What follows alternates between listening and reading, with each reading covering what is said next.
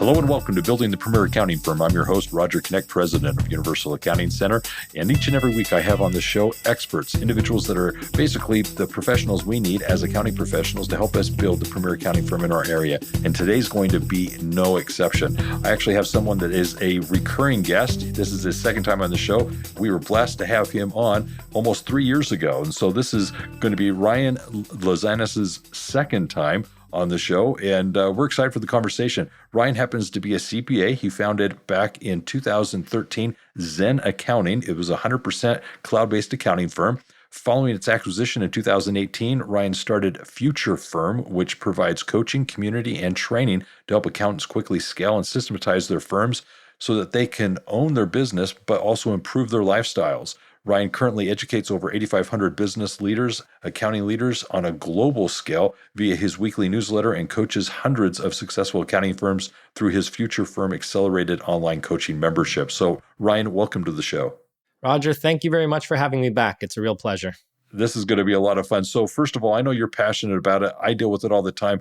I'm passionate as well. We're going to be talking about lifestyle. There's obviously this push drive to make a lot of money, grow the business, but sometimes we sacrifice so much, especially as the owner and founder in building this business, that we fail to prioritize so many other parts of our lives. So let's talk about lifestyle. First of all, what is it that caused this to be an interesting topic for you, a passion for you?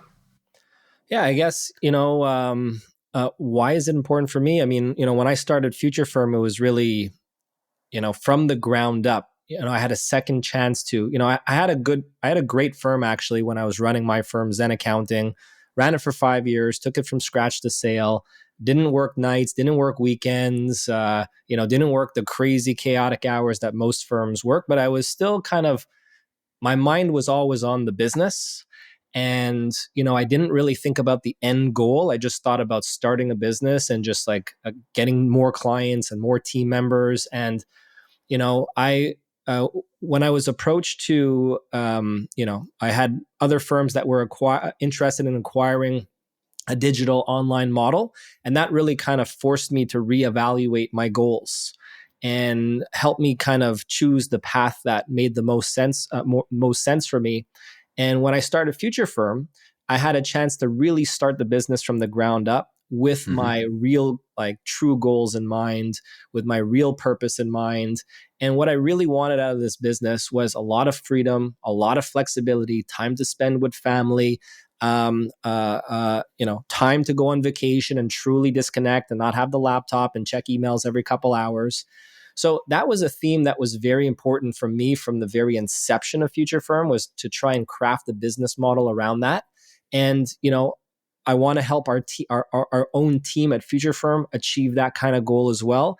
And that's ultimately what we're trying to help our customers of Future Firm accelerate through our coaching program. So, we're just trying to help everyone, myself, my team and our customers achieve that low stress, flexible, type of business model that gives people a lot of freedom.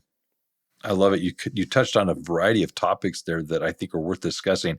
Just in the last 3 weeks, I've done 4 presentations regarding mental health and being overwhelmed, what it looks like to be burned out, and what are the signs of that, and how to not only mentally recognize those signs, but also better cope with those. And I think this lifestyle discussion just kind of blends very well into these previous conversations I've been having. And so let's take it a step further. Obviously, you brought up time, you brought up mental health a little bit, the stresses and such. When you have conversations with other firm owners, what do you think is the biggest thing that causes them to realize it's not always about the money? What is that thing that usually comes up typically that says, I think I need to reassess what I'm doing here?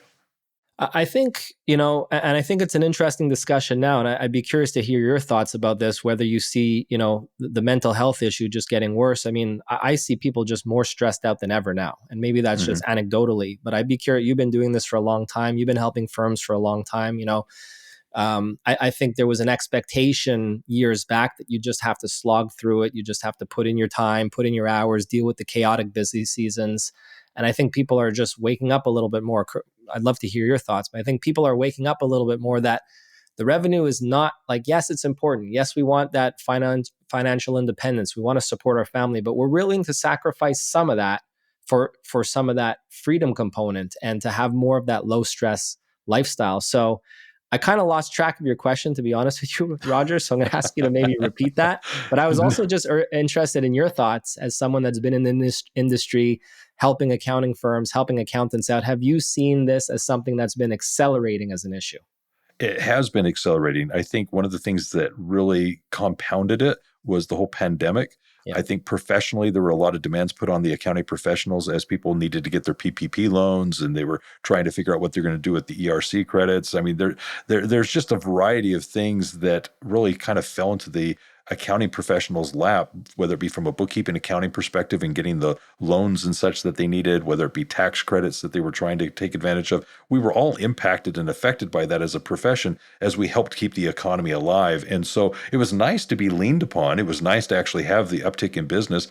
Most of the firms, not even most, all of the firms I'm working with did very well these last 3 years. I don't know of one that didn't grow and didn't grow more than they had expected. So that's phenomenal for me just to see that kind of growth. But with that growth came a lot of demands, a lot of things that they had to adapt and really address. And it was client relations. What are the demands that they're being, that are being put upon them as they're trying to retain and maintain these relationships? The other part of it was quality of service. There's a lot of people needing the money, or not money, the reports more timely. There's a greater expectation, I think, from the clients to get the information in real time. And so a lot of these pressures didn't exist a number of years ago. Yep. I dare say that 5-10 years ago, a business owner didn't expect real-time access to their financials or Agreed. numbers within days of closing the month. But today, with all the technology that we have, it's on their phone. They just want to click into it. Are the numbers accurate? Yeah, so I do feel that the stresses have grown. And then coupled that with that, basically in the accounting profession, we keep hearing talk of the inability to hire and find good quality talent to staff our firms. And so there's this anxiety of, is this person really going to bring the skills, the talent that I need? Can I really trust them? Do they have the work ethic? Are they as committed as I am? And so for the conversations I'm having with the business owners, there's a lot of stresses that I believe are, if not new, they're accentuated today. And so they are feeling them a lot more. They're definitely a greater topic of discussion. And so as I'm having conversations about burnout and overwhelm, it usually has these types of themes to them. So like we're discussing now, how do you deal with those things? How do these things get kind of boundaries so that they don't encroach into our lifestyle, into our other relationships? Many of us try to juggle not just our family responsibilities, but sometimes we have civic responsibilities where we try to be involved with the community, maybe the youth sports where we're a coach for our kids' team. There's a lot of other things that we would like to be doing rather than just being singularly and solely an accounting professional. So that brings us to this lifestyle. So how was my answer to your probe there? I mean, I fully agree. I think it's spot on. I mean, I'm seeing people that are just more stressed out than ever. I think a lot of it has to do with the fact, uh, consumers' expectations, clients, customers' expectations. We have the Ubers and the Amazons and the Airbnbs. We get everything with the click of a button. And that's the expectation we really have for everything. And a lot of firms, as you mentioned, they don't have the boundaries. They're not running the firm intentionally. And they have a really hard time saying no. So if you put that all together, it's just a recipe for disaster. It can quickly, become very overwhelming. And these firm owners, these accountants, they want to help. They want to help people, but often it's to the detriment of themselves and their own team. So, creating the boundaries is very important. Running the firm intentionally, for me, it really starts off with analyzing, like, how have we structured your offers? And are we accepting clients that are more within your sweet spot? And can we productize what we can do? And for me, that's the foundation of it all. The productization of what a firm does. So setting your sweet spot service offers into like nice packages. And those are a lot more scalable than a lot of the ad hoc stuff that firms are saying yes to these days. So for me, that's the starting point to running a more systematized firm, running a firm that's going to allow you more freedom. That's usually where I start. So yeah, I don't know if that's the direction you want to go in, Roger, but well, I've got two things. Yeah. First of all, to your point of the working with the client to help them kind of productize, as you were saying, commoditize your offering. I agree. That's one of the starting places that I also experience when I'm working with our clients. The reason for it is because when I ask them, what is it they do? What is it they sell for their services? And they'll kind of just talk about this suite of services. But what I quickly learned is so many of them actually don't have packages or bundles that they present to the client. And so every client has this unique listing of what they're providing. And for the accounting professional, it's hard because it's almost like every relationship is a custom relationship. Yeah. And I want to bring them to, okay, you should have 3 core service offerings, and it's related to menu pricing. And I want to go in strategically with these 3 bundles so that I can actually more manage the expectations of the client. Those types of discussions are exciting. And I really do feel that there is a relief that the business owner experiences when all of a sudden the services they're providing are in these 3 specific bundles. I know exactly what I'm doing for each of my clients. This client is this service. This client is this service. And this service is the same for the 5 clients that all paid for this same service. I do the exact same thing for all of them. All of a sudden, the stresses and the anxiety of trying to remember what you're doing for everyone and how everyone's unique and different kind of fades away. But what I want to really talk about, and this is really important to me, is the boundaries and being able to say no. And here's why. I'm going to set it up this way. I learned early on when in the first few years of running the business, there is a hustle about it. And when I say hustle, I mean you're saying yes to most everything. You're willing to do anything to hustle, get the clients, grow the business. But to sustain that and actually maintain that level of intensity for a long period of time, I don't think is realistic. And at some point you grow your business to the point that you have other employees that you need to say no, even though the company's going to perform it, it's someone else that's doing it. So you have to provide these boundaries where you're delegating. And when you're delegating, you're saying no. And it's that mindset shift of moving from that hustle of saying yes to everything to eventually time is more important, being more deliberate about things is more important. And so you start saying no, even whether it be at a personal level or a professional level, you're having to figure out how to kind of prioritize things. How would you describe this transition from saying yes to everything to saying no? Yeah, I was actually just on a podcast a couple days ago speaking about this very thing where I think like when you're starting up, you're in more of an experimentation phase, right? Okay. Where you can try different things and, you can, even when I started Future Firm, like, you have a couple ideas in your head, but you have all the time in the world when you just start a business and like, let me try email marketing, or let me try this strategy, or let me try this tactic, or let me speak to this person and see what they have to offer. And at a certain point, I think you're going to see what works and what doesn't, and then it just becomes doubling down on what works and saying no to all the other stuff. So now we have a system to get customers, we have a system to deliver results.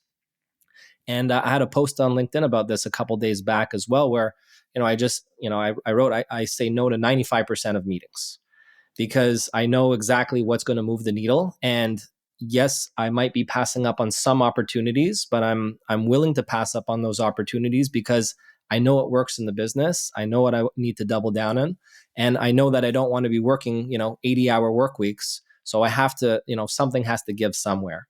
So yeah, I don't know if that specifically answers your question, but I'm pretty ruthless when it comes to saying no. I love it. No, that's a confidence that I think a lot of people strive for. So I'm happy to hear that. So let's take it a step further into the lifestyle. I'm of the opinion that people need to have something as a diversion, a hobby, an interest outside of work.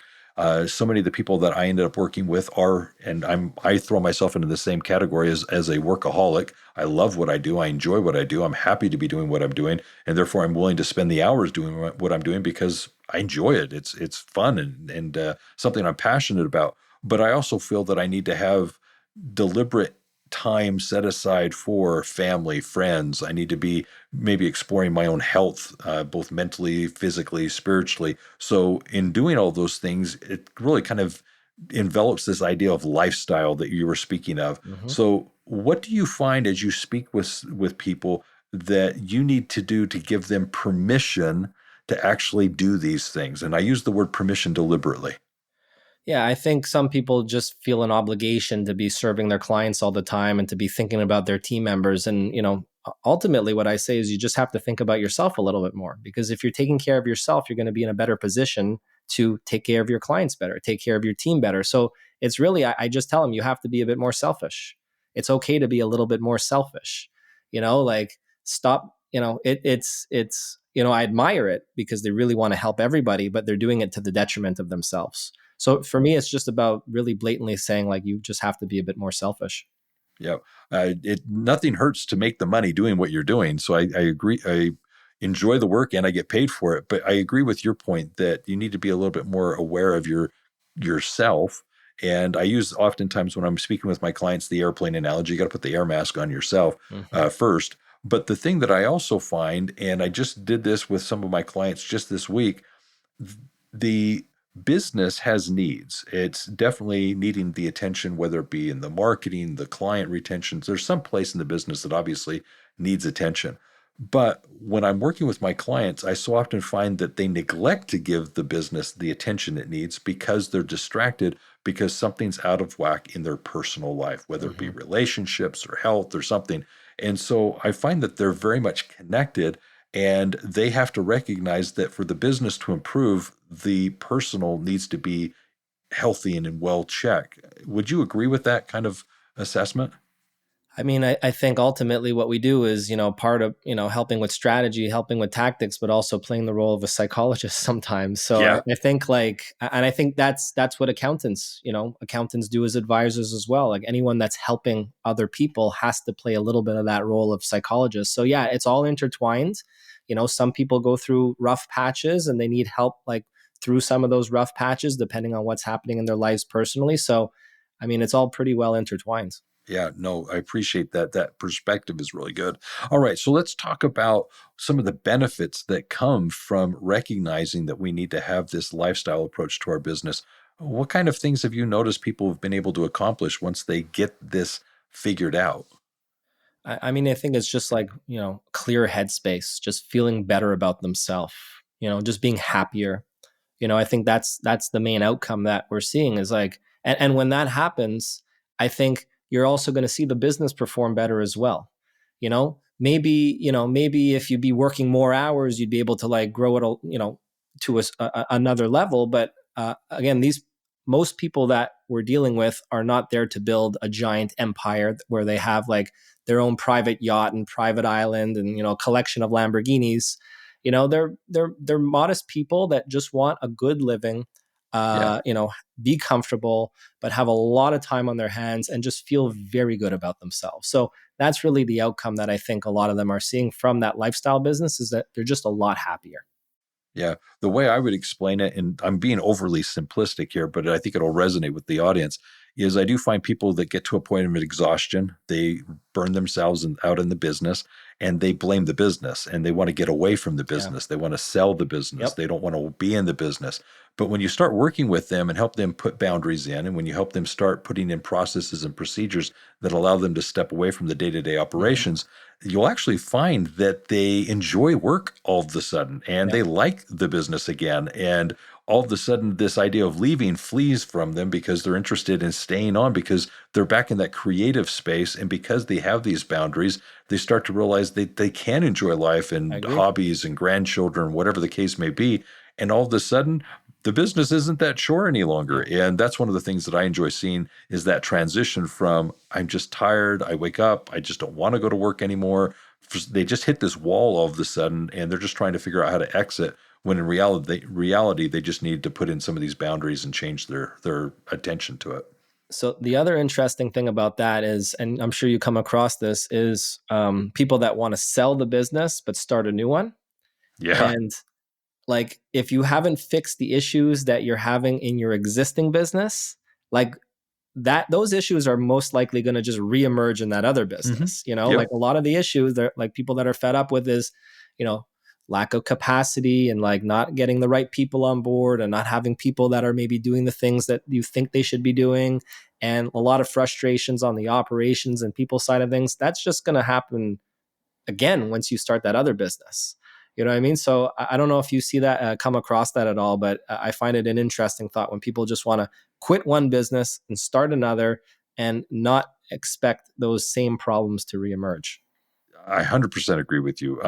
So the business, I describe it as being an extension of oneself. And so if you're going to start a new business, it's very likely going to just be another extension of you. And so if this is what you're creating, you're just going to create something similar again. So I think we need to accept the fact that the business, I view it as parenting. I really do give the analogy of, as a parent, you have this entity that you're a steward of, and you have to make decisions for it, and you have to prioritize things. And obviously this is an entity that can't speak for itself necessarily, so you sign for it in its behalf. So when you look at it in that context, all of a sudden you start to realize that this is your parenting style, this is your management style, this is your creative style. And if you're just going to go start another business, I'm going to dare say you're going to have something very, very similar. So fix it. Figure out what you need to do, and if you're happy with it, then go create something that you can be happy with again. So I would kind of use that analogy to kind of address this. Agreed. Yeah. So let's now get into something that I think a little bit more practical. What are some of the processes, some of the steps, or more importantly, the categories that you feel need attention when someone comes to you and they say, I like this lifestyle approach. I'm in a place where I'm not happy with the business that I have. Where do we start? Is there a particular place that you begin, an assessment that you do?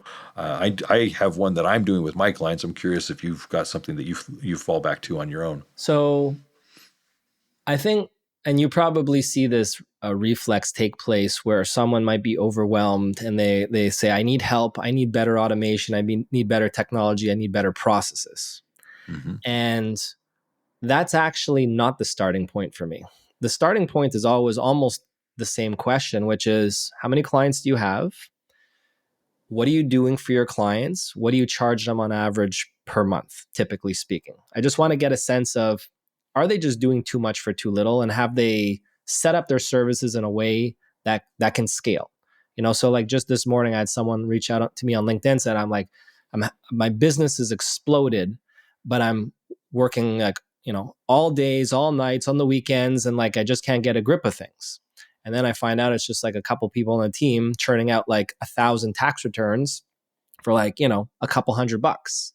Yeah. And like, you can't scale that kind of business, So like for me, when it comes to systematizing a firm, if you can systematize as many aspects of a firm as possible, then you give yourself the opportunity to step away from it while giving itself the opportunity to scale. And for me, the starting point, as I mentioned, is the pricing and packaging strategy. I want to make sure you have the foundation set up so that your service offers can scale and you're not doing too much for too little and you're not driving everybody into the ground. So that is almost always the starting point for me. The other thing I want to do is I just want to get a sense of like what's going to make them happy in life. So actually before we even get to that, I usually like want them to just visualize what their ideal life looks like.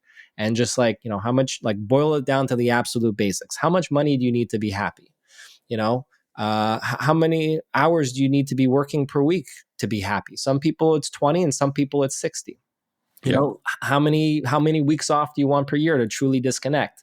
So I'm not there to push a lifestyle onto anyone. I'm there to kind of help them visualize what's ideal for them and just try to future pace.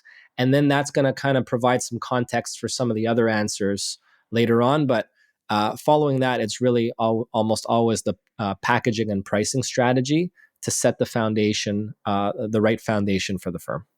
I love it. I love it. The idea of beginning with the end in mind. What are you striving for? Hugely important, because then you can reverse engineer it. Yep. Secondly, I love the fact that you're getting into the services being offered and the pricing, because ultimately I agree. I quickly find that it's just not being done as it should be to give them the lifestyle they're looking for, whether it be the services they're offering or the prices they're charging. But I'm going to add to what you just shared. Sure, go for it. And this is very important.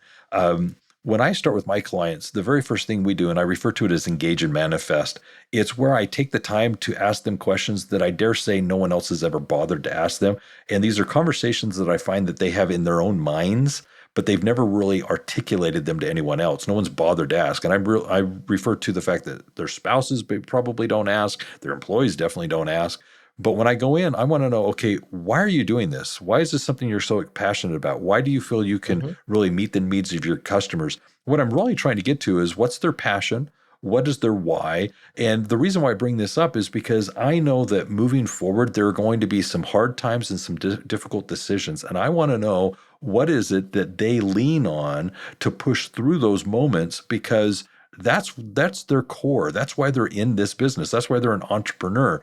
So I need to figure out, okay, why did you put your mortgage, do a second mortgage on your home? Why did you forego payroll this time for yourself? It's just those sacrifices. What's causing you to make these sacrifices in growing the business, building the business? And generally speaking, they'll start to volunteer ideas, thoughts, goals, ambitions that they've never articulated to anyone else. And I'm starting to get into this thing that really bubbles to the surface as a positive, energetic emotion that I can see.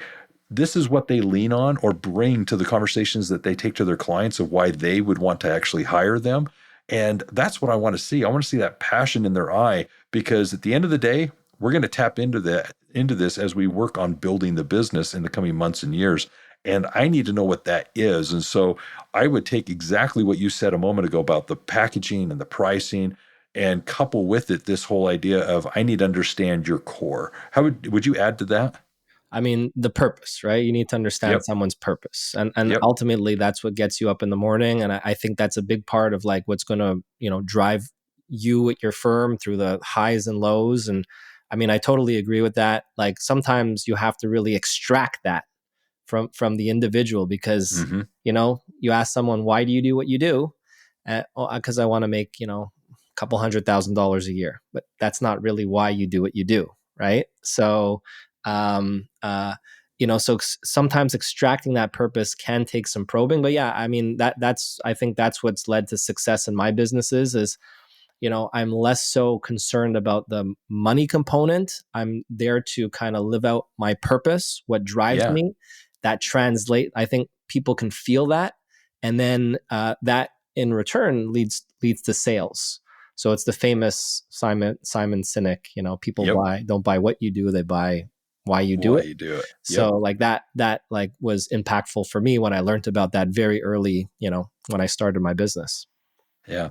It's interesting. You use the word purpose. I say passion. Yep. The thing that's interesting is I do find a number of times I have conversations with people that started their business simply because they needed a job. Yep.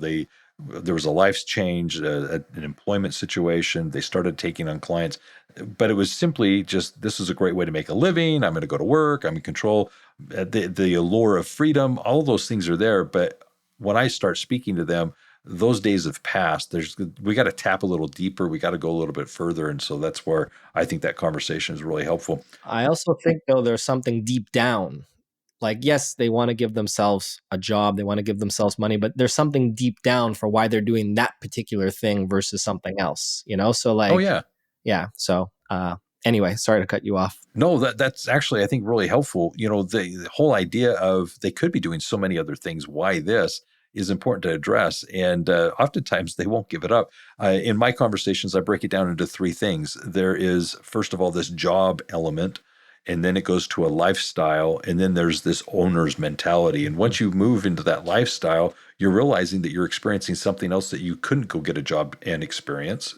This is quite unique, this pinnacle of owning a business, running a business, getting paid all this money and so forth. But when you get to that owner's phase, the owner's phase is you've built an empire, this entity, whatever you want to describe it as, that is autonomous from you. You technically don't need to go into the office today and things will be taken care of. And that's beautiful to know that you've got an organization where your clients are taken care of with processes and procedures, great employees that you're at the end of the day able to trust and get paid because you created this entity, Mm-hmm. which is a golden goose that keeps laying the golden eggs. So that's the way I look at it.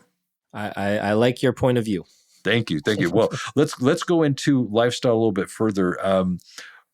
Obviously, you earlier alluded to every business owner is building their own business. There's not this cookie cutter, Yeah. they can build what they want. They don't have to build what you want. When you have that conversation, do you find that some people are unclear what it is they're trying to do, and how do you help them get that clarity? I mean, most people don't haven't really thought through, right? They're just like, at least like who we're dealing with is like good accountants and good tax experts and good bookkeepers, and like they're good technically, but they haven't really they know how to do the work, but they haven't really thought about things prior to that, or they're not sure how to they haven't really put the thought into like the strategy of the business. Could you just repeat your question again, actually, if you don't mind? No. I was just curious. We're each dealing with individuals that have their own ideas Yeah. of what their business needs to be. My way of describing it would be, I've got people that want to do bookkeeping. They don't want to do tax. I've got another person who wants to do tax and want to do tax planning and preparation. I've got another person who wants to do bookkeeping and accounting. It's just, there's different facets of what they can do. And some of them are exploring, do I do bookkeeping, accounting, and CFO services? Yeah. All of a sudden, what you're dealing with is, you can cut this thing many, many ways and have very successful businesses getting paid very well for your services and happy clients offering what you want to offer. And so I think it's very liberating for the owner of the business to recognize this can be their business with a niche that they want to focus in on, with the emphasis on services that they want to provide. They can bring their passion to their client and be different than any other firm in the area and be very successful. Yeah, I just think it leads from what we were previously talking about, which is like your purpose, your passion, clarifying that, and then the rest of the business flows from that. Like as an example, when I was running my firm, I started my firm at a time when people weren't operating online firms. I was one of the first online firms in North America when I started it. And the idea was, and this is when I was telling I remember I quit my job and I told, the CPA that was managing me at the time what I wanted to do. And the guy laughed in my face. He said, no one's going to want to work with an accountant online. No one's going to want to use these online tools. They're going to be scared to use them. And, what drove me was I wanted to, deep down, I was frustrated with the traditional firm model. And I wanted to give clients an easy, pain-free experience. That's what I wanted to achieve. So everything I did in my business revolved around that theme of easy, pain-free, frictionless. So that was my purpose at the time when I was running my firm, and that's what drove every decision in my business. So I think when that's clear, it just becomes a lot easier to make decisions and take actions. Perfect. All right. Well, here's where I'd like to go now. You and I are both working with these firms. We're helping individuals build what I refer to as the premier accounting firm. So I want to know technology and the future. What are some of the things you see on the horizon? Lots of people want to talk about this whole influence of AI in the accounting profession. Where are we going? What are some of the things that you're observing that we should be aware of? I mean, the writing is really on the wall at the moment. It's just a question of, how long it's going to take for it to, in practice, actually, AI is really, it's taking over all it's going to be involved in all aspects of our life. We have people demoing how AI can do tax returns and how they can do bookkeeping. And,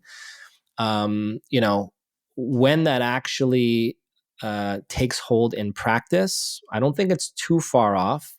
But I think the big theme that's going to be very important, or the big trend that's going to be very important, is the humanization of a firm. Because, people want to deal with people. People, like, I'm a CPA. I don't do my own taxes. I don't do my own books. I don't do my own accounting. I understand accounting more than most people, but I still want to deal with a human. I don't want to deal with a robot. I want to deal with someone that I can trust. So I want to deal with someone I could speak to every so often. And I think that's representative of what most people want in that kind of relationship. And I don't see that going away anytime soon. What I don't want is to deal with a robot. And I remember when I was dealing with a previous firm, couple years back, they had like the slickest onboarding process I had seen, but it was super cold and robotic. And that just gave me like a very bad feeling. Like, I need some warmth in the relationship. We're dealing with my money, so I think that is going to be much more important. Like, the technology, everyone's going to be able to use. The AI is like super simple to use these days, and people will develop apps that will automatically handle certain tasks for us in a very easy fashion. Everyone's going to be able to use that. But I think the human aspect is going to be a lot more important down the road, and how we humanize ourselves at the firm and like add warmth to the relationship, and and engage in techniques that help develop trust further. I think the firms that are going to do that well are the ones that are going to be on top. I love it.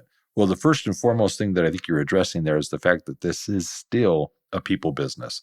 Mm-hmm. The clients that we have oftentimes are working with us because of who we are, not what we do. And so if we have that client relation, we'll retain them and they'll see value in the continued relationship. I'm going to quickly just kind of hop on what you were just sharing because I agree with you. I would elaborate it with two things. One, that's great that AI is coming. I think as an accounting profession, we should embrace it. We should embrace it just like we did the cloud accounting software. I mean, these things are meant to help us as professionals do our job much more easily and efficiently. So that's great.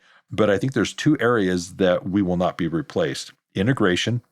The business owner does not know how to integrate these various tools into the business model that they have. And so they're going to come to us and wonder which of the software applications and integrations should be done within their business to capture that information and organize that information into the financial reports and so forth. So we're going to become kind of I don't want to say IT in that sense, but at least they're going to look to us as to which integrations we should be doing and how should they be communicating, and when it breaks, what's going to happen.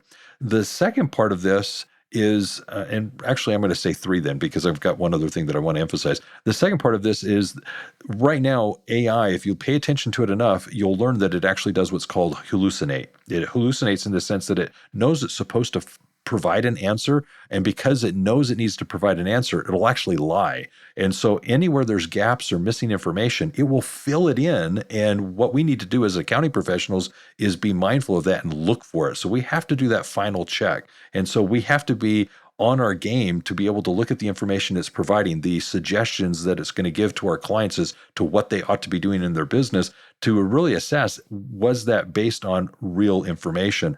And so that's very critical. The third thing that I wanted to stress is this, and this is, I think, the key, is as accounting professionals, what we bring to the relationship is accountability. The AI can tell the business owner, these are suggestions of what ought to be done, let's say. They'll give suggestions on changes or whatever, things to implement. But the business owner, just like we can hit our snooze buttons, will actually just kind of turn an eye to the suggestions of what the computer is making as to running the business. But if we go in and in a CFO advisor capacity, actually work with our clients where we extract what are your priorities, what are you going to do, and timeline those, we can then follow up with our clients and ask, you said this was important. What did you do? Did you implement it? And help move the needle in their business. And that's through the accountability component. And if we don't bring that to the table, yeah, they got great information, but it's never implemented. And we're helping them do exactly that. So that's my thought on that whole process. Would you have any final thoughts on that? I mean, I like all those points. I mean, I definitely agree. I think, it's the same. You mentioned cloud accounting. I remember I went to the first QuickBooks Connect conference, many, many years back. And, there's a whole group of people that were like extremely upset that Intuit was moving from desktop to cloud, and, it's going to replace us and it's going to put us out of business. And, it didn't put people, it puts maybe some people out of business that weren't willing to adapt to it. And it's the same thing it's the exact same thing playing out again. I think this is going to have bigger implications, but who knows? Yeah.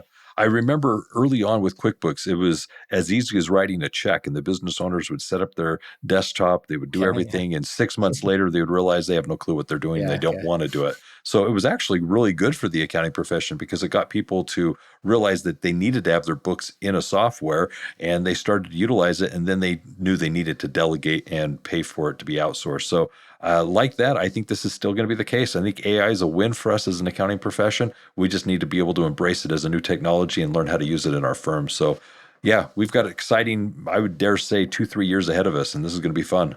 Yeah, I agree. I remember I was one of the, first firms in Canada, one of the earlier firms in North America to start embracing cloud, like at a time when QuickBooks Online didn't even exist. So we went with Xero. And we had a huge advantage where we were able to really easily differentiate our firm, give a much different client service experience. We were able to much more easily pick up clients. So I did have a little bit of luck on my side. I launched my firm at the right moment to be able to cut through a lot of the noise. And I think, firms will be able to do that once they start utilizing AI in the correct way. Perfect. Perfect. This has been a wonderful conversation. Here's what I'm going to do. I'm going to wrap this up and kind of bring it to full circle, and at the same time ask you for a closing thought on this. So first of all, before I come back to you, Ryan, let me just point out to our listeners, if you want to, you can go to the episode description and find their information on Ryan's newsletter. He has a weekly newsletter that's sent out to more than 8,000 business owners, accounting leaders who want exclusive tips and tricks on how to implement various things related to online accounting, scaling their firm, and so forth. So definitely go to the episode description and see there how you can sign up for the newsletter. In addition to that, you'll actually see some more information on what it is you can do to apply these very principles in your business. You'll see there a book called In the Black, 9 Principles to Make Your Business Profitable. There, it actually provides you information regarding a concept called mapping your business. It's something I would highly recommend that you consider doing as you work on your business and actually build the premier accounting firm in your area. So check out those offers there. Now, as for a summary, this has been an amazing discussion. Obviously, Ryan has the experience, the background to really look at what we as accounting professionals need to be doing to have successful businesses, but do so with a lifestyle we can be happy and proud of. And so this conversation we've had today about lifestyle, addressing issues that may relate to burnout and being overwhelmed, how we can actually work on our business and where to start. I liked how Ryan introduced this idea of beginning with the packaging, the product or the productization of our services, and at the same time, the pricing to ensure that we're offering what the client needs, bundling them in a way that is effective, and then at the same time, priced accordingly so that we can be profitable in the services we're offering. I think that was very helpful. I do believe that with businesses, if we don't like what we're doing, it doesn't help to just go and start another one. Let's go ahead and figure this one out and get excited about what we're doing on a day-to-day basis. I do like his idea of not just having passion, but having purpose in the business. I think it gives us a little bit more that we can lean on as we go work with our clients to actually have an intent of why we're doing what we're doing. So that was a really good part of the conversation. I also really appreciated the fact that what Ryan brings is this clarity of what can we do to work in and on our business. And so all those things were, I think, wonderful conversation points for today's discussion. So Ryan, what would you like to end on? Well, let's just repeat what we said a couple times throughout this session. I think, for those that are looking for a starting point, to just start with the end in mind and then reverse engineer a plan from there. If we're not crystal clear about what we actually want in life and what's going to make us happy, then, we're going to be heading in, a whole bunch of different directions. So clarify, visualize that ideal life. And then, we have to reverse engineer the plan to get there. I love it. Beautiful, beautiful. Well, everyone, I do want to thank you for listening to the episode today. Obviously, if you have not yet subscribed to the podcast, please do so. In subscribing, you can go back and listen to our previous episodes where we've had additional guests on, some of which we've recently had that have covered topics related to mental health, burnout, and so forth that you may want to check out. But we also have topics ranging from marketing, selling, pricing, client onboarding, tech stacks, all the many things that you'd want to consider. And I encourage you to check those out and binge listen to those as well. You also want to check out GrowCon. GrowCon is an annual conference, an event for business owners of accounting, bookkeeping, tax businesses that you do not want to miss. It's from the stage that you'll hear from the experts. You'll also be able to visit with your peers, those that are doing exactly like you are doing, and build relationships that will last for years, as well as check out the staff and team here at Universal Accounting that enable you to be in business for yourself, but not by yourself. So definitely register and sign up for GrowCon, and we'll see you soon. As for this podcast, any of these principles that we're discussing that you'd like to apply in your company, feel free to reach out to us at universalaccountingschool.com, or you can also give us a phone call at 801-265-3777. And always remember this, if it's about accounting, it is universal. Take care and be safe out there.